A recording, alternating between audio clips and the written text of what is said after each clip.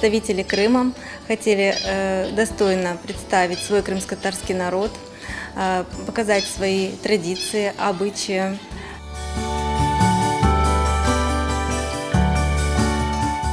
Каждый день у нас был расписан. Мы занимались крымско-татарскими танцами, дефиле, английский язык. Также мы занимались с преподавателем с телевидения.